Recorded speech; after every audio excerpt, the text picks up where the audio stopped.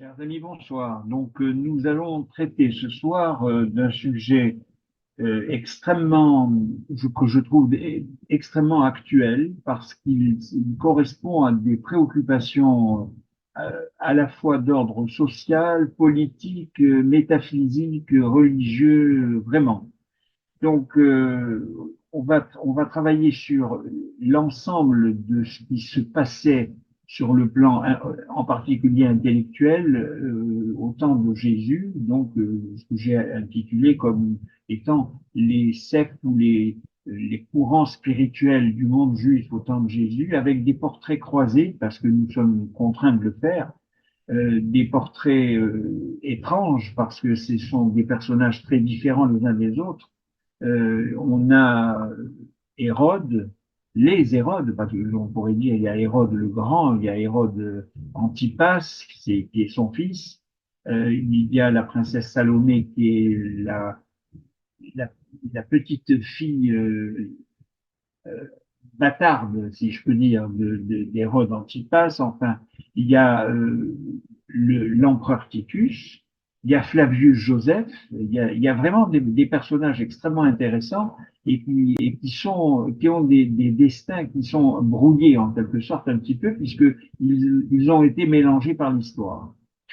Alors, le premier des personnages dont on va parler, c'est ce personnage qui est le plus fascinant, le plus étonnant de l'histoire humaine, avec une trajectoire vertigineuse dont l'existence et l'enseignement continuent d'influencer, d'enflammer même, je dirais, d'une certaine façon, l'humanité, de façonner le monde depuis 2 millénaires, y compris avec des bouleversements tragiques depuis des siècles sur le judaïsme. Je veux parler de Jésus. Euh, alors, c'est sans doute involontairement. Il a véritablement changé la face du monde. Je dis involontairement parce qu'il n'a jamais voulu créer de nouvelles religions. Ce n'est pas lui qui a créé le christianisme. On y reviendra après. Hein. Et cette religion, dont la vocation est censée être universelle, c'est la signification étymologique du mot catholicisme. Ça veut dire, le mot catholique veut dire universel. Et l'histoire de sa vie nous est très largement inconnue. Ce sont les évangiles canoniques de la religion chrétienne qui nous en parlent, donc les évangiles de Jean, de Matthieu, de Luc et de Marc, qui sont des évangiles qui sont assez silencieux, on va dire, sur la période qui va de son enfance jusqu'à l'âge auquel il va débuter sa prédication publique, donc environ 2 ans avant sa mort. Donc c'est une tranche de vie extrêmement courte qui nous est connue hein, par les évangiles. Euh, Par contre, il nous est possible, grâce à des recherches, à des travaux d'historiens, d'archéologues, de scientifiques, de reconstituer l'ensemble du monde juif au moment de sa naissance et de restituer une photographie la plus fidèle possible, on peut dire, de la société qu'il a vu naître et mourir, et d'évoquer les différentes tendances, les courants, parfois même donc les sectes, on va y venir, qui constituent le judaïsme multiple d'alors. Donc ça aussi, je vais dire, une thèse que je défends depuis un petit moment, en toute modestie, mais je veux dire par là qu'on a toujours l'impression que le judaïsme est quelque chose de très monolithique. C'est faux. C'est un bouillonnement et un bourgeonnement extraordinaire, le judaïsme, cette époque-là comme d'aujourd'hui, d'ailleurs. Et donc, il y a eu à ce moment-là, en particulier, parce que c'était lié à l'espérance d'une libération nationale, c'était une véritable espérance d'une libération nationale, il y a eu une forme de ce que le philosophe historien Ernest Renan a appelé le judaïsme porté par d'immenses espoirs lumineux qui va d'épreuve en tragédie, de désastre en apocalypse, mais qui continue à espérer contre l'espérance. Je trouve que c'est une très belle définition qui est donnée par Renan qui en indique fort sur l'état d'esprit que pouvaient avoir les Juifs de cette époque, qui, je trouve, est très ressemblant avec ce qui se passe aujourd'hui même. Les esprits étaient très agités, ils étaient dans l'attente fiévreuse d'une sensibilité extrême concernant en particulier les phénomènes de révolte ou de ferveur populaire inspirés par on va dire le fascisme, c'est un terme qui ne peut pas tout à fait s'adapter à l'époque, mais qui a des résonances assez compréhensibles, le fascisme romain de l'époque. Alors, il y avait donc un certain nombre de personnes qui étaient ce qu'on appelait des inspirés, euh, c'était pas des insoumis, c'était des inspirés, qui se levaient, qui trouvaient, il y en a eu beaucoup, hein, qui ont trouvé la possibilité d'être reconnus comme étant des envoyés de Dieu qui restaureraient le royaume de David, parce que c'était ça l'idée. Et la raison pour laquelle, globalement, la population juive n'a pas fait confiance à Jésus, c'est qu'ils étaient convaincus que Jésus aurait dû théoriquement sauver le peuple juif et reconstituer le royaume de David, ce qu'il n'a pas fait puisque ce n'était pas la vocation de Jésus en réalité. Donc ça a donné cette atmosphère très particulière, à la fois apocalyptique, c'est quelque chose qui n'est pas très fréquent dans le judaïsme, mais pourtant à cette période-là, ça a été le cas, une atmosphère d'apocalypse et une intensité d'espérance messianique qui ont été un des éléments essentiels qui explique le rôle, l'impact de Jésus dans son destin d'homme spirituel. Alors, pour planter le décor, ça me paraissait nécessaire dans une première partie d'effectuer un bref rappel sociologique, historique et de décrire la complexité de la situation politique de la Judée, qui n'était pas de tout repos, hein, un peu comme aujourd'hui. À l'époque où Jésus vient au monde, la Palestine avait depuis très longtemps perdu son indépendance politique. Sa situation géographique, qui s'est toujours maintenue depuis le départ, elle se trouve toujours au cœur du bassin méditerranéen et elle constitue un passage crucial à la fois du nord vers le sud et de l'est vers l'ouest. Alors, même au temps de sa légendaire splendeur, euh, l'État, le royaume d'Israël a toujours été un petit État, rien à voir avec l'énorme empire babylonien ou l'énorme empire égyptien, bien évidemment. C'est un petit État, mais qui, au lendemain de la mort de Salomon, s'est quand même transformé en deux États. Je veux dire par là que le côté, je disais insoumis, alors bien sûr rien à voir avec les insoumis d'aujourd'hui, mais je veux dire cette espèce d'état d'esprit révolté, pas toujours marchant dans les bornes des Juifs, ça s'est trouvé réalisé dans l'existence de deux royaumes, le royaume de Juda et le royaume d'Israël, dressés l'un contre l'autre. Euh, mes intelligences chroniques, ça a été un champ de bataille, la proie de ses puissants voisins, bien évidemment, c'était l'occasion ou jamais de n'en faire qu'une bouchée pour les uns et les autres, l'Égyptien et l'Assyrien d'abord, ensuite le Perse, le grec en particulier avec Alexandre et ses descendants, l'Agide et le Séleucide, n'oublions pas Antiochus Épiphane, par exemple, on va y revenir après. En attendant, le romain. Donc vous voyez que malgré sa petitesse et sa situation géographique extrêmement ténue, le royaume d'Israël constituait une proie extrêmement attirante pour les grands empires qui l'entouraient. Le, le fait que Canaan soit, je vous l'ai raconté l'autre fois, mais c'est très rapide, mais c'est juste pour rappeler que euh, le mot de Canaan vient de ce qu'a la promesse en fait qu'a faite Dieu à Abraham, hein, de partir de la Mésopotamie pour venir dans cette zone géographique. Il aurait peut-être pu trouver un endroit où il y aurait eu plus de pétrole, ça aurait été mieux, hein. Mais enfin, en l'occurrence, ce n'était pas le cas. Mais Canaan, pourquoi? Parce que Noé, l'épisode du déluge et des enfants de Noé, les trois enfants de Noé, avec l'un d'eux qui a trouvé son père en état d'ivresse et nu, est allé le raconter à ses frères. C'est ce qui est reproché par la Bible. Pas le fait que Noé était nu et ivre, mais parce que le fils l'a raconté aux frères. Et donc, il a empêché Noé d'avoir un quatrième fils. Ce quatrième fils, c'est le dernier, Shem, qu'il avait. Et ce quatrième fils a été maudit par Noé. Non pas son fils, mais son petit-fils, le quatrième. Et ce quatrième s'appelait Canaan, précisément. Alors peut-être que nos ennuis viennent de la nudité et de l'ivresse de Noé.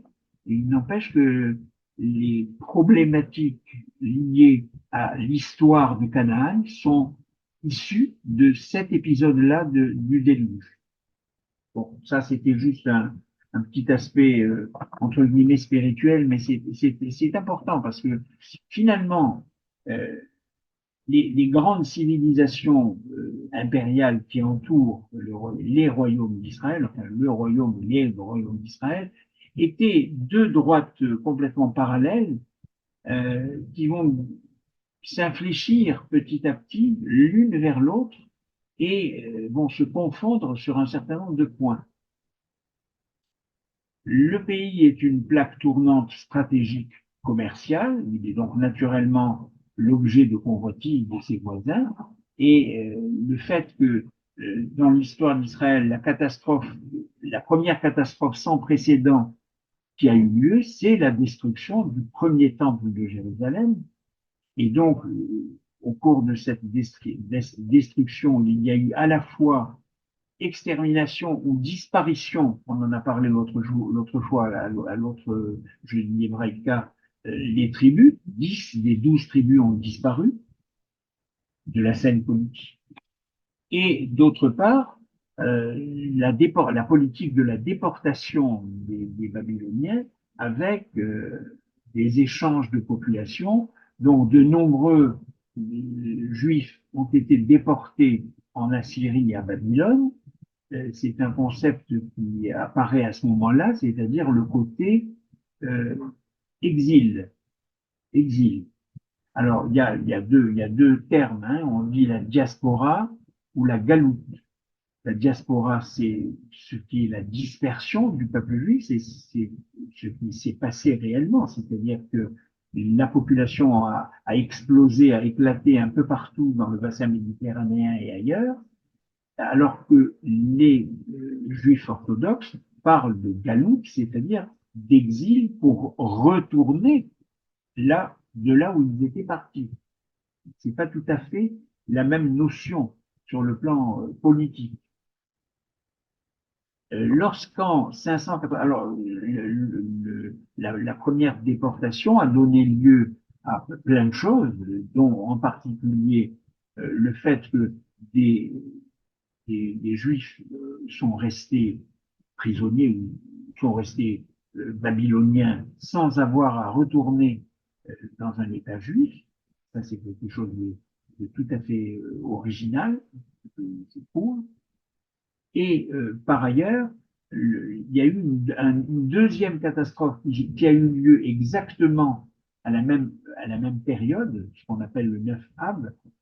Moi, je dirais que nous avons malheureusement connu d'autres 9 Ab, l'expulsion du juif d'Espagne, la Shoah, etc. Et même le 7 octobre 2023, c'est aussi une forme de 9 Ab, c'est-à-dire une forme de délitement, de catastrophe absolue qui a consisté en la destruction d'un certain nombre de juifs avec de viols, toutes les horreurs que nous avons vues, dont je n'ai pas besoin de parler, c'est pas nécessaire. Bon. Deuxième grande catastrophe après la destruction du premier temple, il y a eu la destruction du deuxième temple. Et la destruction du deuxième temple, c'est avec Titus précisément, et donc à la période que nous venons nous essayons de traiter ce soir. Mais, oui, peut-être première interruption musicale. Après, on parlera des livres.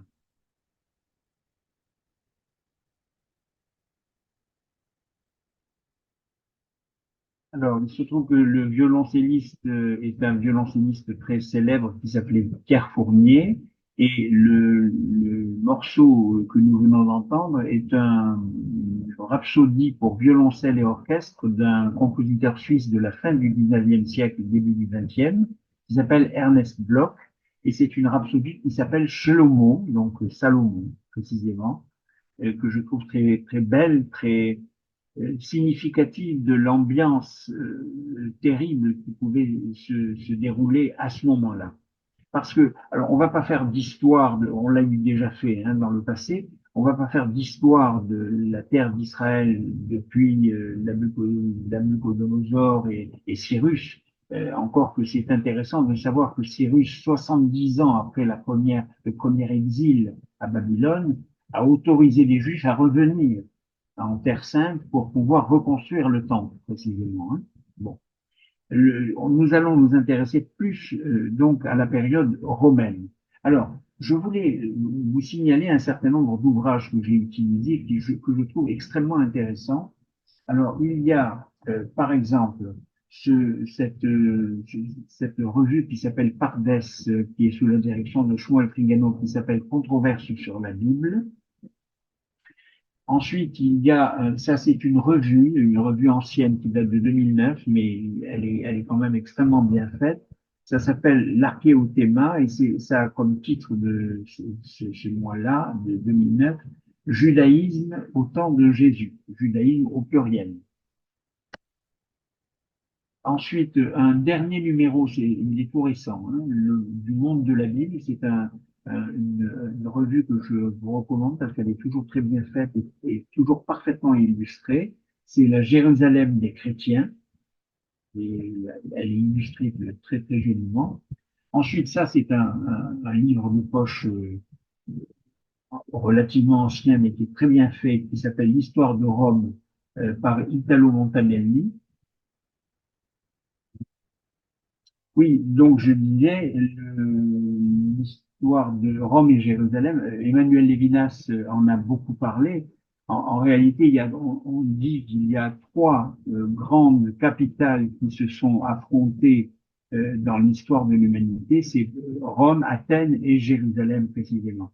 Alors, il y a deux ouvrages sur Rome et Jérusalem. L'un qui est relativement récent, qui s'appelle Rome et Jérusalem par Martin Goodman. Il y en a un second qui est plus ancien. Ça, c'est un livre beaucoup plus vieux qui s'appelle Le monde juif vers le temps de Jésus. C'est un ouvrage universitaire que j'avais il y a très longtemps.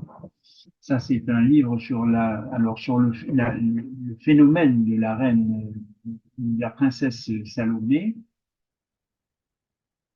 Là, ça c'est le judaïsme antique de Max Weber, c'est aussi un ouvrage très intéressant. Ça c'est passionnant, c'est la véritable histoire des 12 Césars. Vous savez que l'un des auteurs, il y en a eu plein, hein, des auteurs latins, romains, qui ont écrit sur les différents empereurs de Rome, et là c'est une romancière, une historienne contemporaine qui s'appelle Virginie Giraud, qui a écrit la véritable histoire des 12 Césars, dont Titus, bien sûr. Voilà le deuxième, c'est un livre beaucoup plus ancien, qui s'appelle Rome et Jérusalem, par Moses Hess, avec une préface de Simon Schwarzfuchs.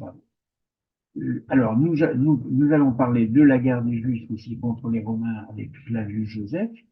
Alors, c'est une personnalité très étrange aussi, Flavius Joseph, parce que c'est une personnalité qui est, il a été longtemps méprisé par on va dire l'intelligentsia juive parce qu'on le considérait comme un collabo. En réalité, sa personnalité est beaucoup plus complexe. Il a joué un rôle intéressant parce que multiple, on va dire. Voilà, et un livre d'Armand Bécassis qui s'appelle En vérité, je vous le dis. Alors justement, tiens, je vais vous lire un petit démarrage, une introduction d'Armand Bécassis. Le temps est arrivé, non pas le temps du Messie, mais celui du dévoilement de ce que les maîtres juifs et chrétiens ont eu, qu'ils savaient ou devinaient plus ou moins clairement, et que l'institution juive et l'institution chrétienne, la synagogue et l'église, ont ignoré ou refusé. Le silence, l'ignorance et le refus ont conduit les deux communautés religieuses dans chaque pays et chaque ville à élargir le fossé qui les sépare. C'est simplement pour rappeler l'importance de Jésus dans l'histoire spirituelle du judaïsme, évidemment du christianisme, mais le christianisme est venu après. Voilà. Ça, je voulais vous le dire. Alors, il y a aussi un autre élément. Donc, je disais l'histoire de la guerre des Juifs contre les Romains de Flavius Joseph. Je vais vous dire quelque chose qui est passionnant. C'est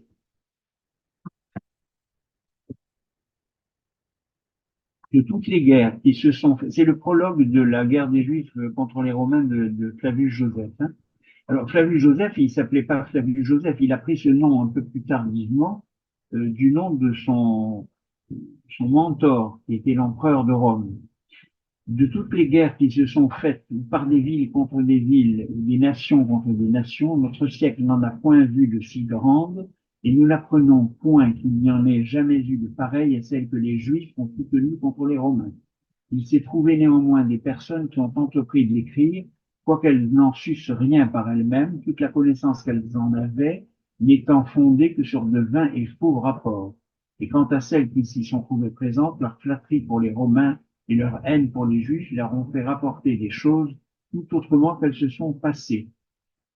Quand cette grande guerre commença, l'Empire romain était agité par des dissensions domestiques, et les plus jeunes et les plus remuants des Juifs, se confiant en leur richesse et leur courage, excitèrent de si grands troubles dans l'Orient, pour profiter de cette occasion que les peuples entiers appréhendèrent de leur être assujettis, parce qu'ils avaient appelé à leur secours les autres Juifs qui demeuraient au-delà de l'Euphrate afin de se révolter tous ensemble.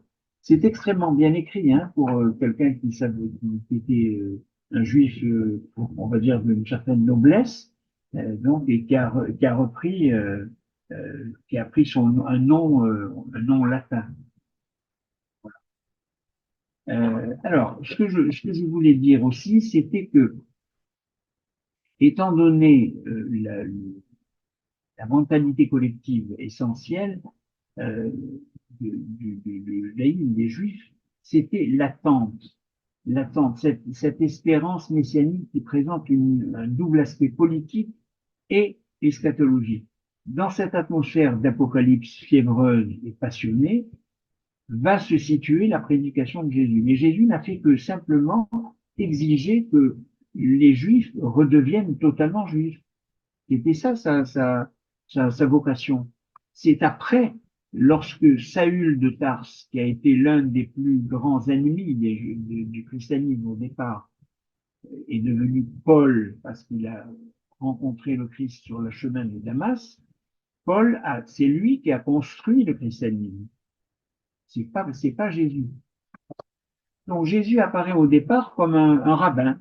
Il parle au peuple en tant que juif. Il est l'héritier de la tradition juive avec une prédilection pour la parabole, le midrash. Vous savez qu'il y a 4 niveaux, on l'a déjà dit 1000 fois, hein, mais il y a 4 niveaux d'interprétation de la Torah. Il y a le pshat, c'est la lecture littérale, le remez, qui est une forme justement de parabole, le drash, qui est l'interprétation philosophique, et le sod, qui est l'interprétation kabbalistique cachée. Et quand on fait l'anagramme de ces 4 niveaux d'interprétation, on obtient le mot pardes, qui veut dire le paradis. Ça veut dire que nous atteignons le paradis quand nous savons progresser dans notre connaissance de la recherche spirituelle. Euh, alors, il y a des thèmes, évidemment, hein, particuliers. La dénonciation des mauvais riches, l'hypocrisie d'un culte qui est coupé de la morale, les fameux marchands du temple. Euh, C'était inadmissible d'accepter que les premières marches de cette institution spirituelle fondamentale deviennent des échoppes. C'est de ça dont c'est contre ça que s'est révolté Jésus. Hein.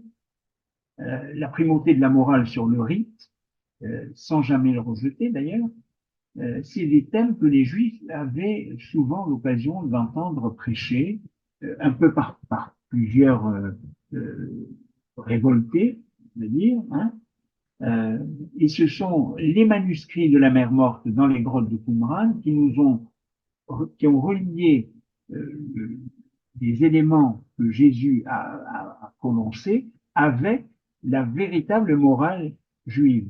On va y revenir quand on va parler des fameuses sectes. Donc, ceux qui croient en Jésus, fils de l'homme, fils de David, euh, vont voir en lui une espèce d'authentique sauveur promis par les Écritures. Et lorsque Jésus parlait du royaume des cieux, ils entendaient tout naturellement le rétablissement de la royauté de David, la royauté d'un État juif. Et on ne peut pas douter qu'ils ont cru avec une totale bonne foi, lorsque Jésus est monté à Jérusalem, que c'était pour se faire reconnaître euh, comme roi et couronné comme Messie. Or, ça ne s'est pas passé comme ça. Donc, euh, la difficulté, si vous voulez, ça a été de vérifier un certain nombre d'éléments euh, qui, qui ont, qui à la fois les exciter, les révolter, et en même temps leur donner des espérances qu'ils n'ont pas vu se réaliser en réalité. Alors, dans les personnages importants de l'époque, on a parlé de Flavius Joseph rapidement, mais il y avait Hérode. Alors, je disais les Hérodes parce qu'il y avait d'abord Hérode le Grand, qui est donc le fils d'Antipater, qui fait partie de la famille des Asmonéens, donc il est réellement, il a une personnalité tout à fait reconnue par le peuple juif. Il est né à Ashkelon en 73 avant Jésus-Christ, et il est mort à Jéricho en 4 avant Jésus-Christ. Alors, il est méprisé pour de très nombreuses raisons et des raisons tout à fait légitimes. Hein.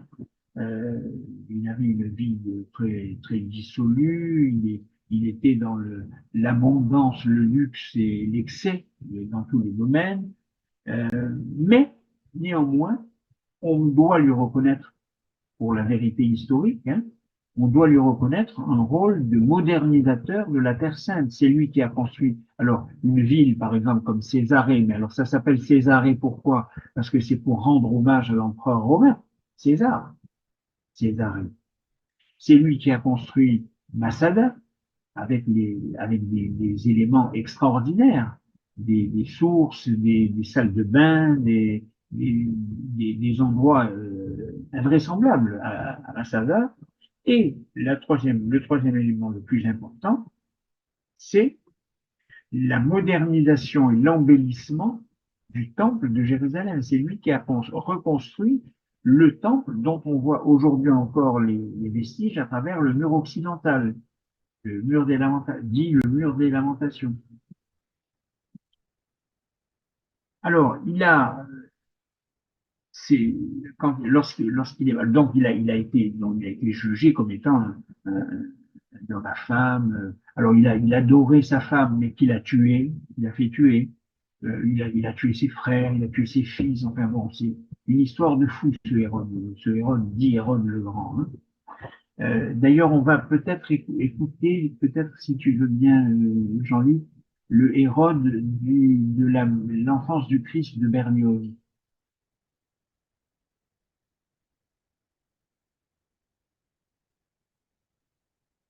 Alors, c'est un ensemble de musical qui s'appelle L'Enfance du Christ. Hector Berlioz est un auteur, un compositeur français du 19e siècle, en pleine période romantique, hein, lorsqu'il est mort, et que on a joué son requiem, les chevaux se sont emballés et sont partis dans les rues de Paris, hein. Donc, c'est une personnalité très romantique. Euh, et il a écrit donc L'Enfance du Christ, dans laquelle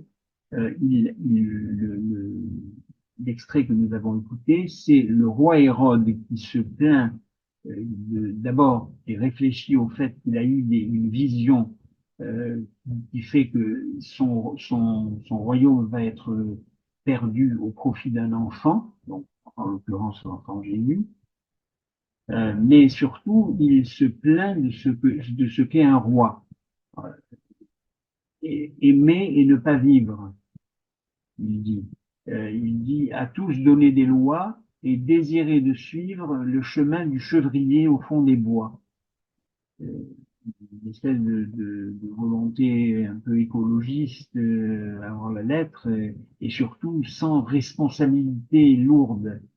Il ne veut pas de cette responsabilité lourde. Enfin bon, bref, c'est une très belle ligne musicale, et c'est pour cette raison que je vous l'ai fait écouter, parce que ce Hérode est un personnage, moi, que je trouve assez passionnant. Alors, son fils, alors il avait plusieurs fils, mais ils se sont entretués, hein. Mais celui qui est le plus important, c'est celui qui est au moment de Jésus, c'est son fils qui s'appelle Hérode Antipas, qui va lui succéder. Donc, il est né en 20 avant Jésus-Christ et mort en 39 après Jésus-Christ. C'est l'époux de Hérodiade. Alors, vous connaissez ma passion pour l'opéra. Il y a un opéra de Massenet qui s'appelle Hérodiade, précisément. Et il est amoureux de sa belle-fille, donc qui est la fille d'Hérodiade, mais qui n'est pas sa fille à lui, hein, et qui s'appelle Salomé. Alors, pourquoi c'est très connu? Parce que au théâtre, il y a eu très belle pièce d'Oscar Wilde qui s'appelle Salomé. À l'opéra, il y a un opéra qui s'appelle Salomé, dans lequel il est indiqué la danse des 7 voiles. Donc, pour 7, hein, là aussi, c'est une signification probablement des matriliens. 7 voiles que Salomé a enlevé les uns derrière les autres pour apparaître nue pour le désir de Hérode Antipas, et elle lui a demandé en échange de cette danse des 7 voiles la tête de Saint Jean-Baptiste. On va y revenir parce que il fait partie des sectes bizarres. Saint Jean-Baptiste étant le cousin de Jésus, et c'est lui qui fait procéder à à la purification par l'eau, par le bain. Voilà. Alors, dans le livre sur Salomé, je vais vous lire juste un élément par ici important. Sur les territoires palestiniens du début du Ier siècle, désormais soumis à l'Empire romain, plane l'ombre écrasante d'Hérode, dernier souverain du monde juif, véritable colosse à l'origine de multiples représentations jusque dans la littérature moderne. Hérode fut un despote hors du commun, à la tête d'une ligne comptant à peu près autant de criminels que de membres. Comme le remarquait Phénicien de Chaucy, ce personnage rusé et calculateur a marqué l'histoire juive non seulement par la durée de son règne, des 37 à 4 avant Jésus-Christ, mais également par le faste qui entoura sa cour, peu apprécié par ses sujets qu'indispose son train de vie et sa munificence, et considéré avec une certaine défiance par ses alliés romains.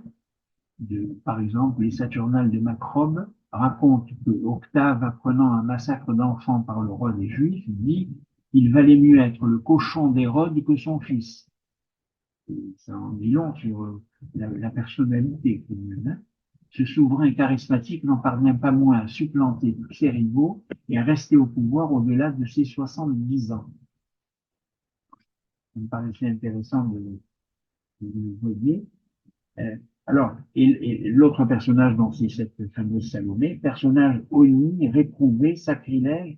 Salomé est une de ces créatures maudites que la mémoire collective associe aux premières lueurs de l'art chrétienne. Son nom même possède une coloration archaïque et sa silhouette incertaine semble surgir de la nuit des âges. Cette patine primitive illustrée à l'envi par la tradition picturale a largement occulté les réalités d'origine. La figure de Salomé tente à flotter dans un horizon lointain, hors de toute histoire et de toute géographie, habitante d'un Orient de rêve dans une antiquité fantasmée. Elle ne conserve dans la plupart des représentations aucune attache avec un lieu ou une époque précise.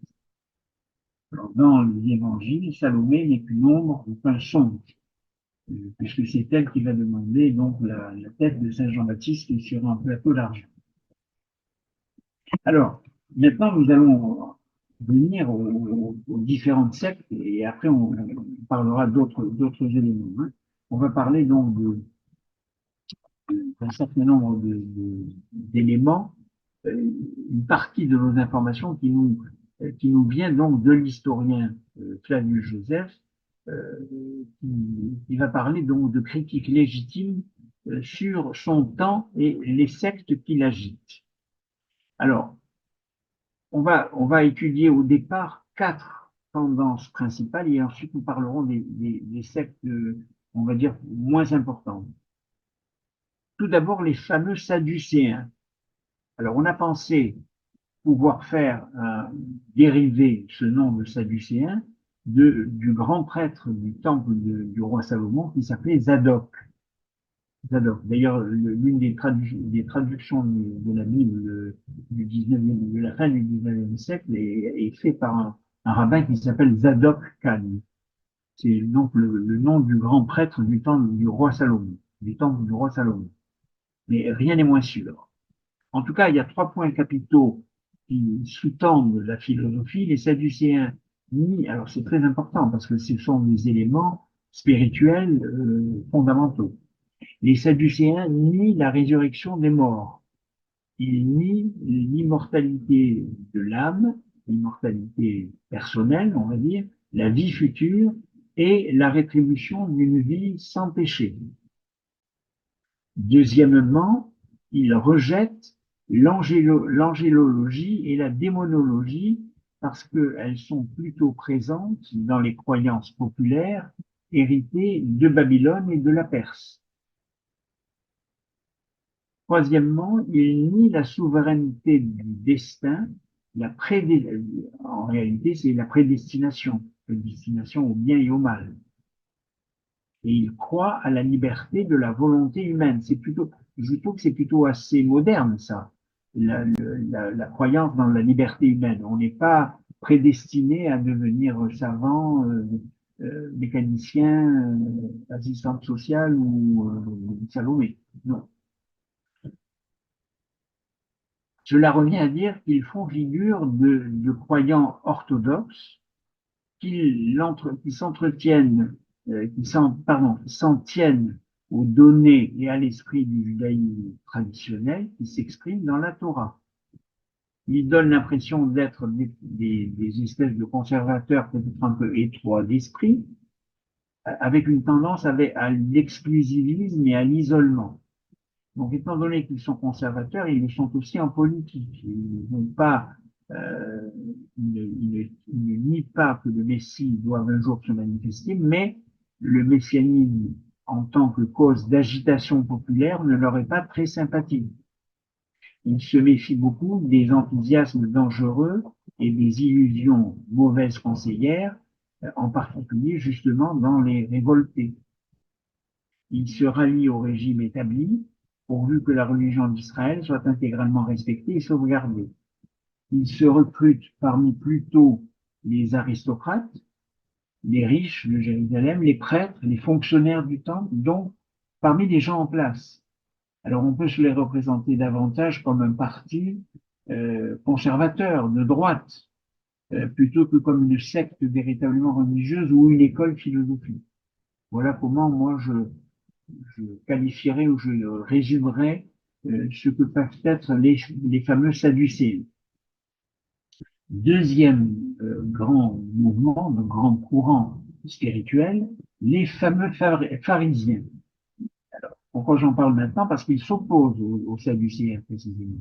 La signification de leur nom est plus claire. On dit ce sont les parouchim, en hébreu, c'est-à-dire ce sont les séparés, ceux qui font bande à part, loin du vulgaire. Euh, c'est le peuple du pays dont l'inexactitude dans l'observance de la loi rend le contact impur. Donc, c'est des amateurs de certitude orthodoxe.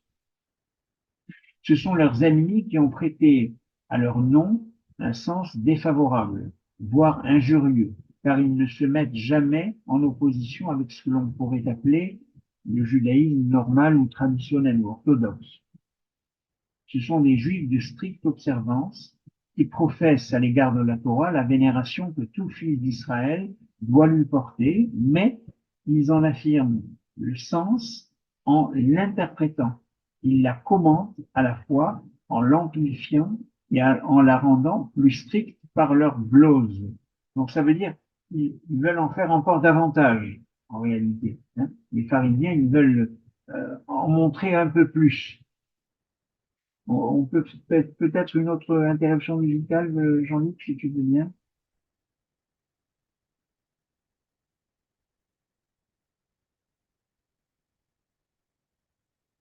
Alors, c'est une voix terrassante de beauté, de grandeur. C'est la fameuse Jessie Norman qui est décédée il y a 3 ans, je crois, que j'ai eu le grand plaisir de voir ici à la Lougrain. C'est une chanteuse noire. On l'appelait la calasse noire.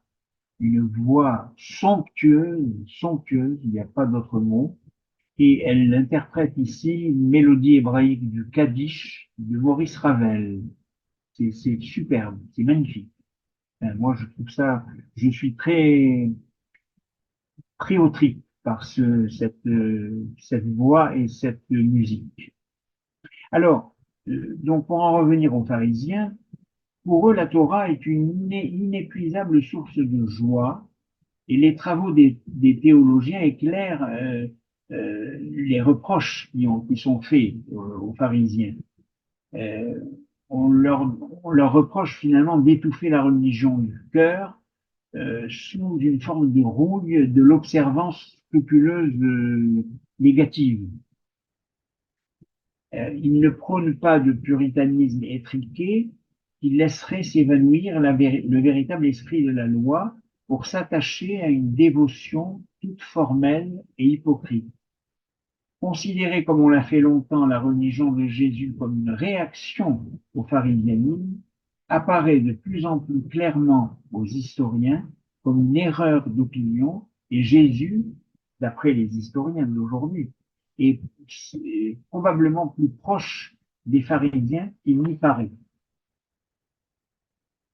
Pour eux, le péché était une transgression volontaire ou non de la volonté de Dieu. Son effet est de rompre l'harmonie qui aurait dû exister naturellement entre l'homme et Dieu et qui peut être rétablie par la teshuva, par la repentance, le repentir, le changement de vie ou de manière de vivre ou de manière d'agir, la rédemption. On sait que, par exemple, dans la tradition juive, l'homme a été, la vocation de l'homme, c'est quoi? C'est d'être l'adjuvant de Dieu. Le monde est certes beau, mais il n'est pas parfait. Et c'est à l'homme de le parfaire. Et l'un de le premier péché de l'homme, qui a été interprété de façon très fausse par la tradition chrétienne, on dit c'est le péché originel, euh, on demande à Adam et Ève de ne pas consommer du fruit de la connaissance. C'est pas tout à fait ça. Dans la réalité juive, c'est une question d'attente, de patience. On demande aux gens, on demande à Adam et à Ève d'attendre un peu avant de consommer le fruit de la connaissance. On leur demande pas de ne pas connaître. On leur demande de connaître, mais lorsque ils seront suffisamment prêts moralement, intellectuellement, spirituellement. On ne fait pas n'importe quoi, n'importe comment, et n'importe quand. C'est toujours cette dimension du temps.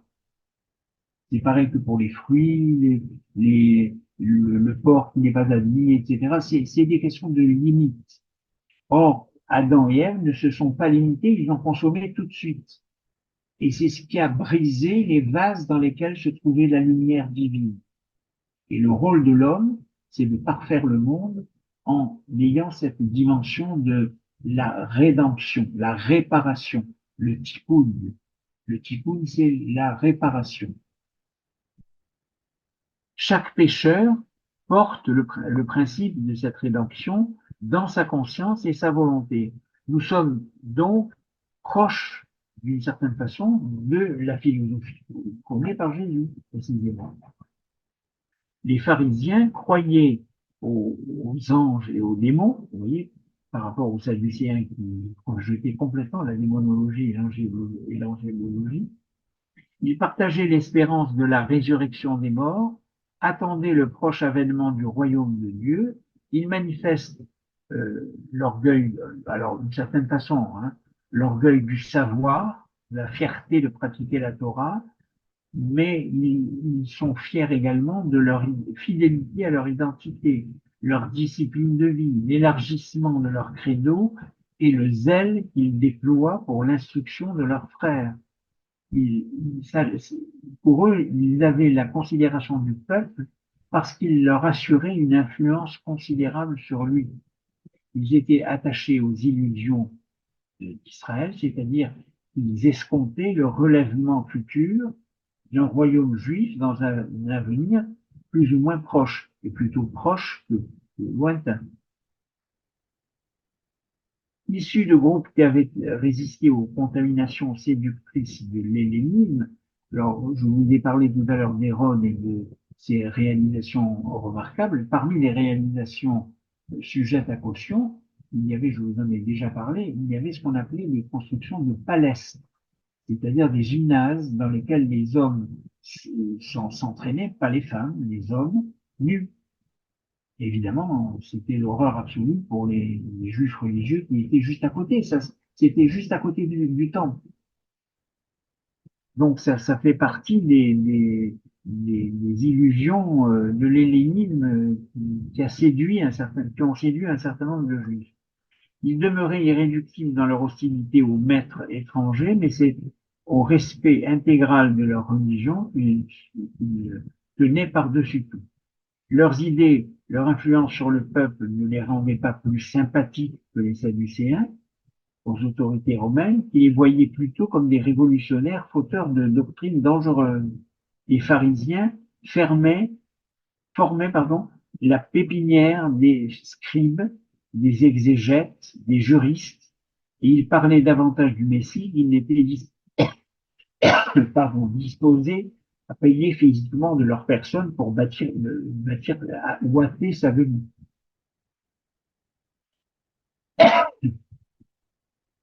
Alors maintenant, nous allons parler d'une autre catégorie, d'un autre courant extrêmement important, les zélotes.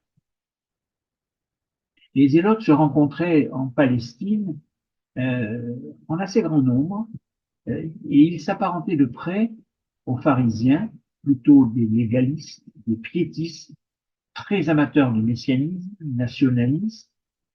Ils supportaient avec colère et impatience le double scandale de l'impiété qu'étalaient trop de leurs compatriotes assimilés et de la domination violente des goïms, des étrangers, sur le peuple de Dieu.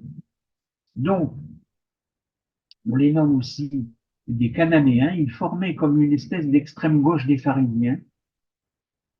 Ils ne reconnaissaient, selon l'expression de Flavius Joseph, d'autres chefs et d'autres maîtres que Dieu. Il n'y a pas d'intermédiaire, c'est Dieu. Ils préfèrent la mort pour eux et leurs proches. C'est très amusant. C'est très sensiblement semblable à ce qu'on appelle les fous de Dieu d'aujourd'hui. Il y a un très beau roman de Reza Aslan, dont on voit la photographie là ici, qui considère que c'est un auteur iranien, un écrivain iranien, qui considère que Jésus était probablement un zélote. C'est sa théorie. Donc on les nomme, ils forment donc une forme d'extrême gauche des pharisiens, qui ne reconnaissaient d'autres chefs et d'autres maîtres que Dieu. Ils préfèrent la mort pour eux et leurs proches à l'obligation de s'avouer les sujets d'un homme, fût-il empereur. Ils refusaient de s'agenouiller devant l'empereur, par exemple. Hein. Alors, il est très probable que l'installation de la domination romaine directe dans le pays juif a exaspéré les plus ardents de ces nationalistes et il les a jetés dans une espèce d'état d'excitation permanente qui les a conduits à viser, on va dire, une forme de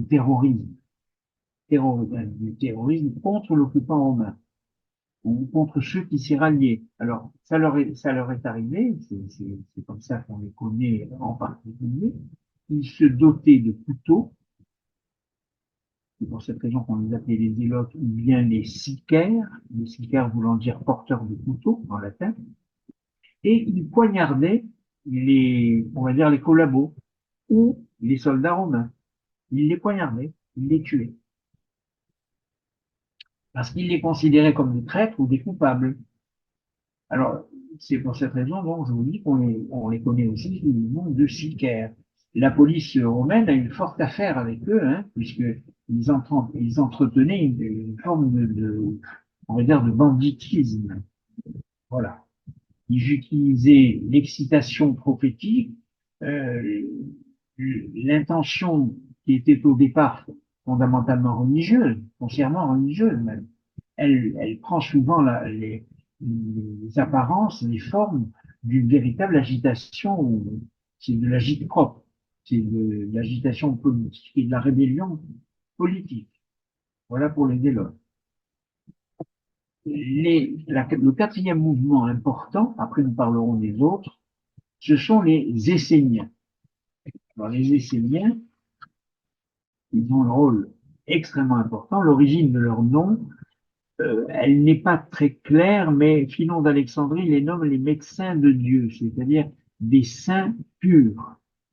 On avance aussi la dérivation de chassaïm, c'est-à-dire les silencieux, qui s'expliquerait par la règle de silence imposée aux frères qui vivaient dans la même communauté. Il y a une forme de monachisme. C'est un peu les ancêtres des moines chrétiens, hein, les Esséniens. Le silence, la règle du silence. S'il y en a qui voient aussi une incidence ou une ressemblance avec le pythagorisme, en fait, on pense davantage à une forme de pharisianisme, mais poussée à l'extrême et dans sa logique mystique avec une tendance très forte à l'ascétisme, à un éloignement du monde, une sorte d'anticipation du monachisme chrétien.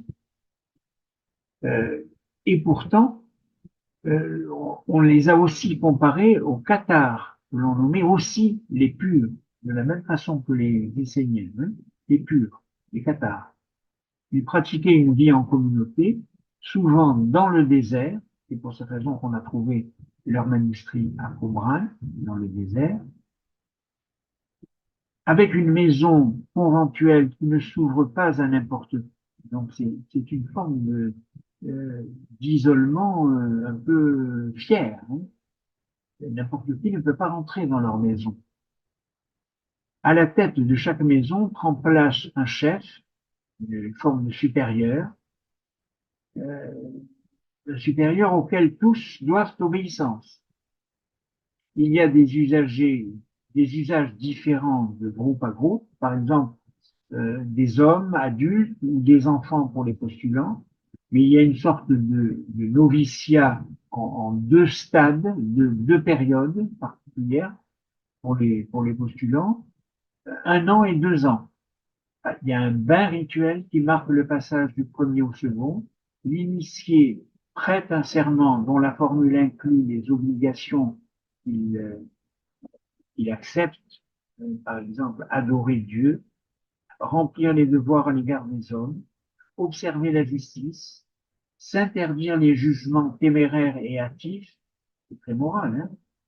Il reçoit aussi divers objets symboliques qu'il ne doit plus quitter, un vêtement bleu, une ceinture avec une hachette, et quiconque entre dans l'essénisme abandonne tout ce qu'il possède à la collectivité. Il y a une sorte une abolition du droit de la propriété individuelle une pratique de la communauté de biens qui ressemble beaucoup à ce qui a présidé aux destinées du début des kibbutzim. Les repas sont pris en commun, silencieusement, recueillis, accompagnés de prières et font figure de banquet collectif. On pense, en particulier, quand on voit la réalité des Esséniens, on pense bien sûr au dernier repas du Christ, le fameux Seder de Pessah que l'on voit représenté par Léonard de Vinci à Turin.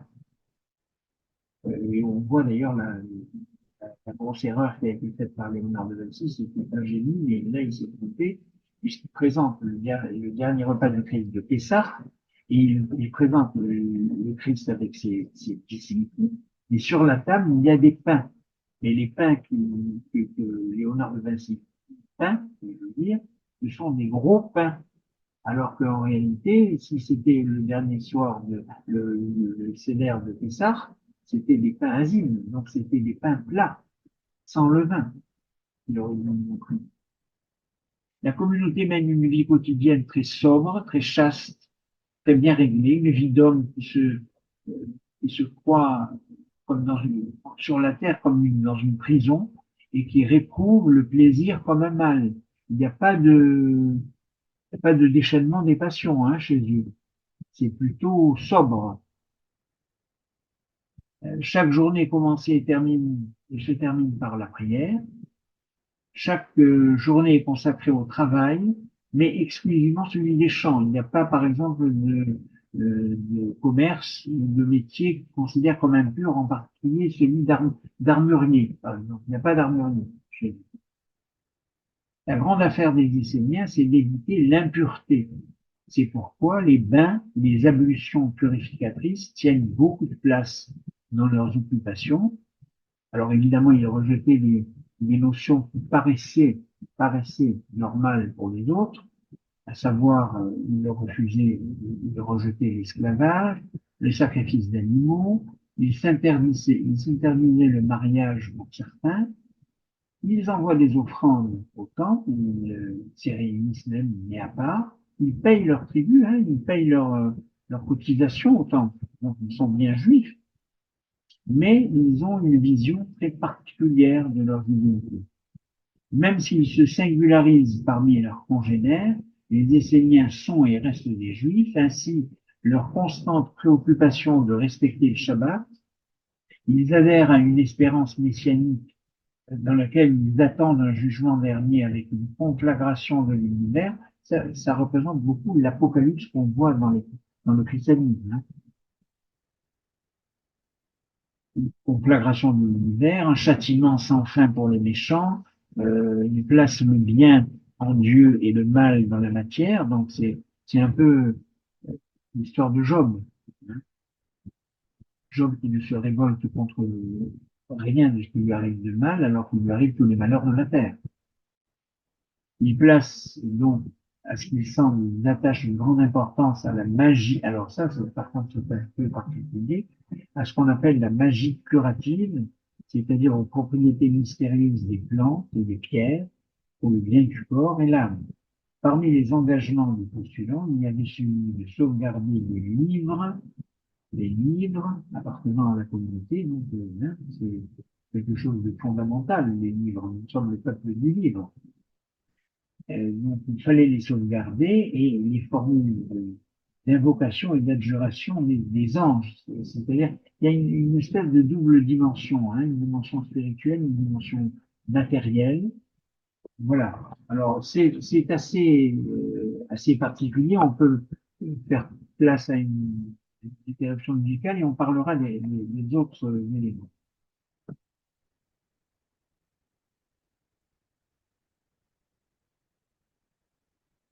Alors, nous venons d'entendre une partition admirable, enfin, que je trouve personnellement admirable, à laquelle en tout cas je suis très sensible.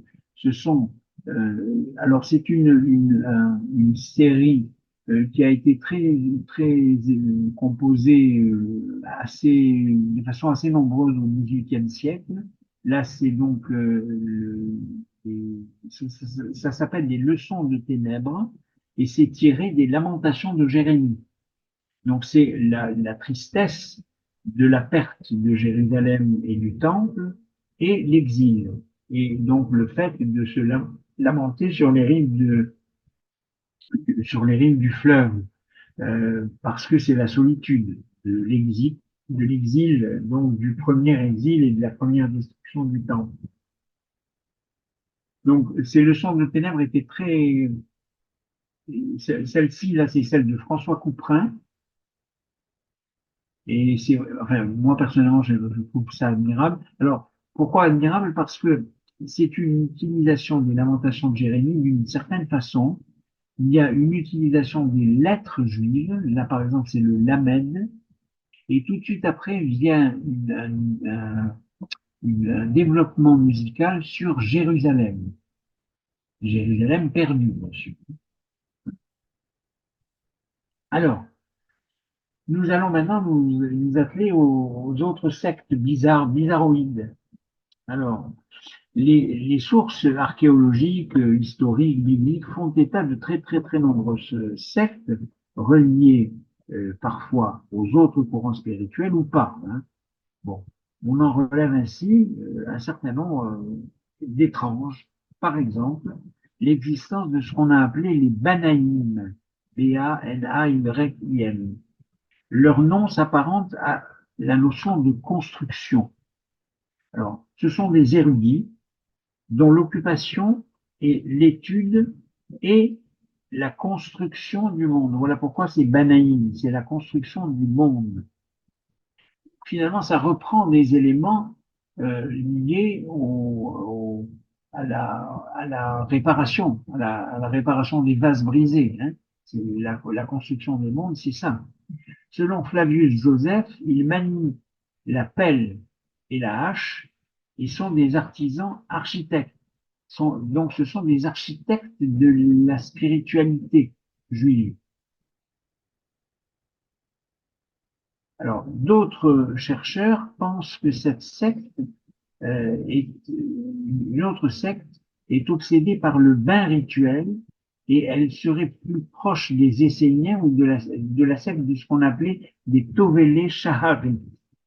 Alors, en latin, on appelle ça des hémérobaptistes, c'est-à-dire un hémérobaptiste, c'est quelqu'un qui apporte des nouvelles à des magistrats ou à des chefs d'armée.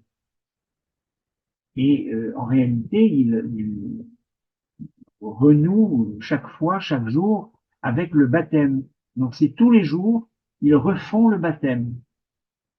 Ils se baptisent tous les jours. C'est très étrange comme voilà. Alors, il semblerait que dans cette secte, de cette secte est fait partie le cousin de Jésus, qui s'appelait Jean-Baptiste, et dont la fameuse princesse Salomé a demandé la tête sur un plateau d'argent.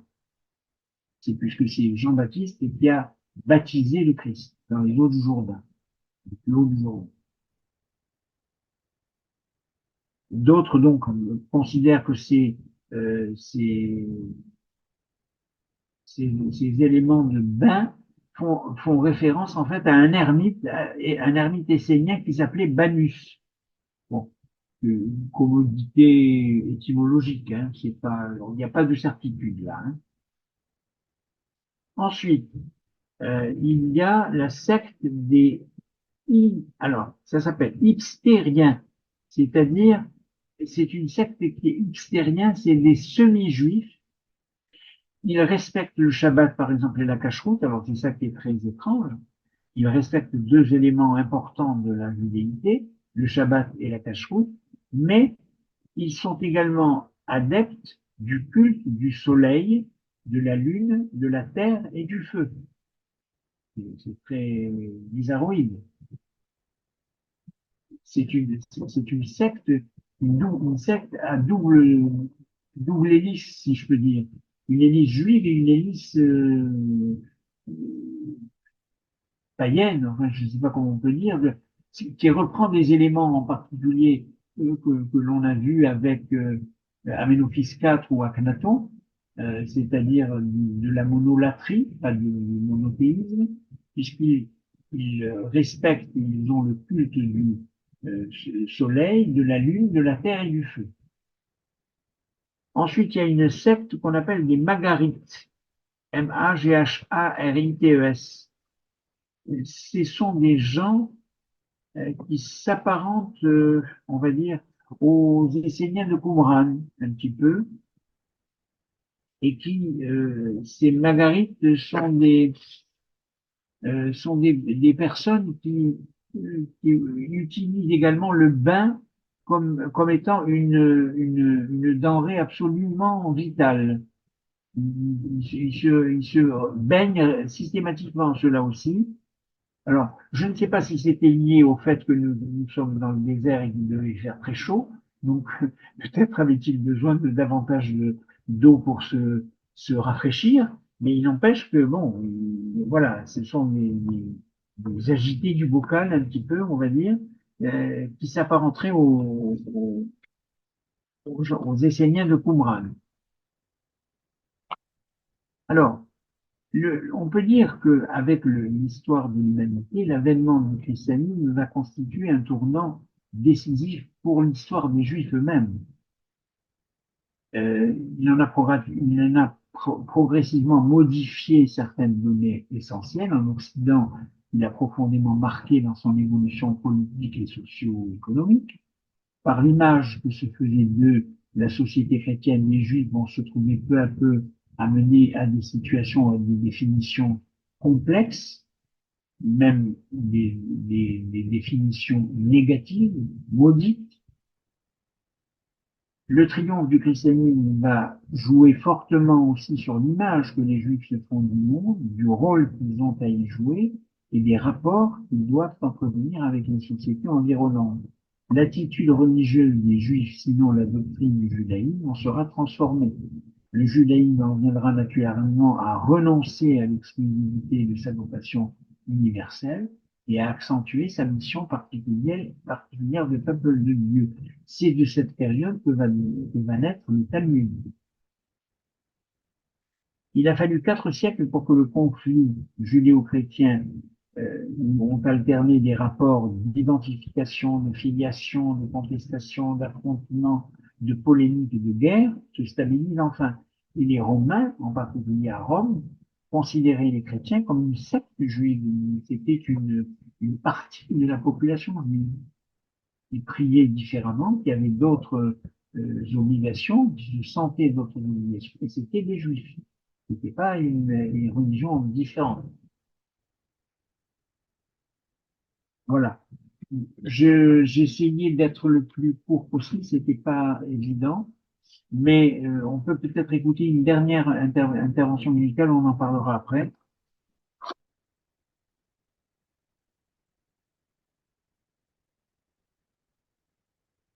Voilà, je ne sais pas si vous y êtes sensible, moi je trouve que c'est une musique admirable, c'est donc Leonard Bernstein qui l'a écrit. Alors on s'attendrait à West Side Story, mais c'est pas du tout West Side Story, c'est une symphonie, la symphonie numéro 3 qui s'appelle la symphonie Kaddish, et c'est le texte qui est qui est chanté par les chanteurs, c'est le texte même du Kaddish. Voilà. Merci, merci beaucoup Roger. Merci, tu as balayé vraiment un nombre de sujets vraiment, vraiment étonnants. C'était vraiment profondément riche, hein. On va passer aux questions dans quelques instants.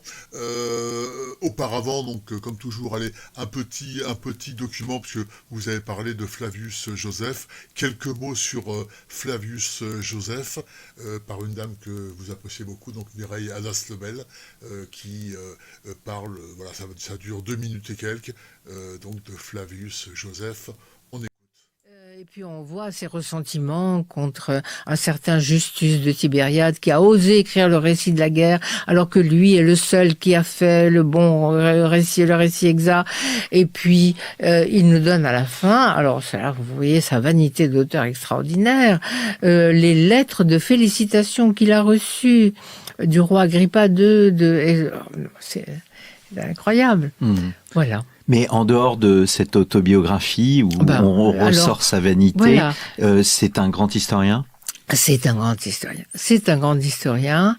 Il est partial, mais partial pro-romain dans son récit de la guerre, parce que c'est une œuvre de commande. À la fin de la guerre, lorsqu'il s'est retrouvé à Rome, assistant au triomphe des nouveaux maîtres du monde, hébergé par l'empereur, avec pour mission d'écrire la guerre à laquelle il a assisté, eh bien, il ne pouvait qu'être reconnaissant envers ses protecteurs. Donc, il a caché beaucoup de leur cruauté, ou il a excusé beaucoup de leur cruauté. Mais en même temps, il pleure sur sa ville perdue. Et il en veut aux historiens romains dont on a perdu totalement les œuvres maintenant, et qui ont minimisé le courage des défenseurs juifs de la ville. Donc il est pris entre les deux, il est tiraillé. Eh ben, c'est sur cette double face, cette double image que nous laissons nos auditeurs. Flavius Joseph, les œuvres complètes parues dans la collection Bouquins, donc une édition établie et présentée par vous, Mireille Hadas-Lebel. Vous êtes aussi... Voilà, donc un témoignage intéressant sur la Merci, personnalité. merci beaucoup. Merci infiniment, Jean-Luc, parce que Mireille Hadas-Lebel est une remarquable historienne juive. Et le fait de parler de cette façon de Flavius Joseph me paraît juste parce que c'est un personnage qui a une personnalité extrêmement bizarre.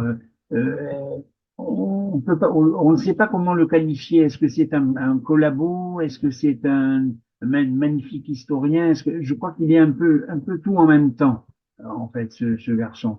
Il a un talent fou d'écrivain, mais ce que dit Mireille Hadas-Lebel est vrai, c'était une œuvre de commande. Donc, automatiquement, il y a une coloration qui n'était pas prévisible au départ, quoi. Bien sûr, bien sûr. Merci Roger. Allez, on va voir si il y a quelques questions avant de se quitter. Donc n'hésitez pas aux questions ou remarques ou précisions. Hein.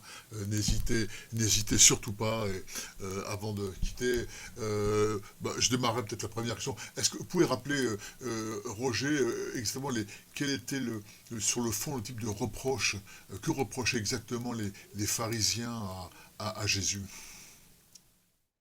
Alors, les pharisiens, voulaient essayer d'avoir une vision logique, pertinente, justifiée, légitime du judaïsme, mais ils considéraient que Jésus en faisait trop. Il était provocateur, donc ils n'acceptaient pas tout ce qui était provocation, ils ne l'acceptaient pas parce que c'était on va dire, des traditionalistes. Donc, à partir du moment où Jésus refusait que les marchands se mettent sur les marches du temple, ça leur convenait pas non plus. Très bien, merci Roger. Y a-t-il d'autres remarques, questions Je dois dire que c'est vrai que je trouve que c'est d'une complexité énorme. On a tendance à voir les choses de façon un peu simplifiée, un peu facile, alors qu'en réalité, moi, ce que je trouve vraiment extrêmement préoccupant même, c'est le fait que le type de questionnement qu'ils se sont faits les uns et les autres par rapport au pays, par rapport au pouvoir, par rapport à ceux qui les avaient envahis, etc., se retrouve aujourd'hui dans les questionnements que peuvent se faire l'armée israélienne. Alors, c'est pas pour faire de l'actualité, pour faire de l'actualité, mais je trouve qu'il y a des ressemblances dans les préoccupations. Très bien. Au niveau de Rome, voyait-il vraiment les Juifs comme une menace, ou simplement donc ils ne pouvaient admettre une quelconque sédition, quel qu'en soit le Non, niveau. les Romains considéraient que les Juifs étaient des fauteurs de troubles. Donc de séditieux. Ils aimaient pas ça, quoi. Pour eux, les Juifs étaient des emmerdeurs, des empêcheurs de tourner en rond. C'est très bien dit dans nos textes. Hein. Nous sommes le poil à gratter du monde et nous empêchons les gens de réfléchir de façon calme, parce que nous ne sommes pas calmes. Nous sommes des volcans intérieurs. Merci Roger. Y a-t-il une dernière question ou remarque avant qu'on se quitte et qu'on passe au programme? Non, en tout cas, merci infiniment, vraiment Roger, hein, merci infiniment pour le travail et cet exposé sur Merci un à sujet vous. qui était plus que riche. Merci infiniment, on va dire un petit mot, avant que je réactive les micros, un petit mot du programme, et je laisserai donc Anne commenter si besoin. Alors, au niveau du programme, on retrouve donc la semaine prochaine, donc jeudi prochain, donc Maurice, toujours sur le thème de l'armée juive. Maurice donc transmettra sous peu le thème précis et les codes Zoom hein, de cette conférence qui va lui-même animer avec Zoom. Et on vous retrouve, Roger. Alors, il faut redire à tous nos amis qui participent et ceux qui verront cette vidéo que, bon, pour des raisons de contraintes personnelles, à titre exceptionnel, vous ne pouvez pas assurer Oui, ces deux voilà. conférences le jeudi. Donc il a été décidé, bien sûr, avec Anne et Maurice, de la Voilà. faire C'est le uniquement pour le lundi. mois de février. Après, on reprendra le Bien sûr. jeudi. Donc vous intervenez à nouveau, donc Roger, dans 2 semaines, lundi prochain, lundi dans 2 semaines, pardon, le 19-2, et un mot peut-être sur le thème Oui, des... alors là encore, c'est une période difficile de l'histoire du peuple juif. C'est le fait d'avoir été expulsé d'Espagne en 1492 et en 1496 du Portugal. Ça a généré l'arrivée dans l'histoire du peuple juif d'une catégorie d'individus tout à fait particulier qui est le maranisme. Merci Roger. Et alors donc on se retrouvera le 7 mars avec Izzy Morgenstern. Alors j'ai bien le 7 mars puisque le 29 février en fait il devait intervenir le 29 février, mais le 29 il y a une soirée très importante organisée par le FSJU, donc à la médiathèque, et c'est un événement très très important. Puis il était hors de question évidemment que les deux aient lieu le même jour, donc il a été décidé de décaler ça au 7 mars. Hein. C'est bien ça Anne? Oui, D'accord, voilà. Donc on retrouvera ici toujours sur la thématique la mystique dans les monothéismes, dans les trois monothéismes, et il adressera le deuxième volet de la mystique chrétienne. Voilà donc pour ce programme. Alors on peut encore remercier Roger. Bon, merci, Merci beaucoup, Jean-Louis. Merci à vous. merci Roger, infiniment. merci Roger. Merci infiniment Roger vraiment, pour ce travail de fond. Je ne sais pas comment vous arrivez d'aller aussi en Travail. profondeur. Et c'est vraiment, on a beaucoup de chance en tout cas. Hein. On rappelle que cette conférence, bien sûr, est enregistrée, qu'elle sera disponible d'ici 48 heures sur la chaîne YouTube Association Hebraïca. On a dépassé d'ailleurs les 330 adhérents, hein, sans faire de pub, ce qui prouve bien d'ailleurs une évidence, mais qu'on peut toujours rappeler, c'est que la qualité appelle l'adhésion de manière tout à fait naturelle, sans faire la moindre pub, le moindre mailing. Donc on est passé de 200 à 350, voilà, tout simplement parce qu'il y a près de 80 maintenant conférences, documents sur cette chaîne, qui en fait, je crois, je peux le dire, hein, Anne, un petit trésor culturel hein, sur la culture juive au sens le plus large, et qui a peu, à mon avis, de concurrents, vu la qualité des trois thématiques traitées par Roger, par Izzy et par Maurice. Donc on peut en être fier. En tout cas, je rappelle que cette chaîne, bien sûr, YouTube est bien, et donc chacun peut voir ou revoir donc toutes les conférences depuis la création de cette chaîne qui était à l'automne 2020. Voilà. Merci en tout cas infiniment à tous. On se retrouve donc dans une semaine, disons 10 jours, jeudi de la semaine prochaine avec Maurice. On retrouve Roger dans 2 semaines. Portez-vous bien, que de bonnes choses dans ce contexte qui n'est pas toujours très souriant, mais on fait avec. On se lève et on continue, on va de l'avant et on espère Je promets effectivement. que nous prendrons tous des bains. Exactement.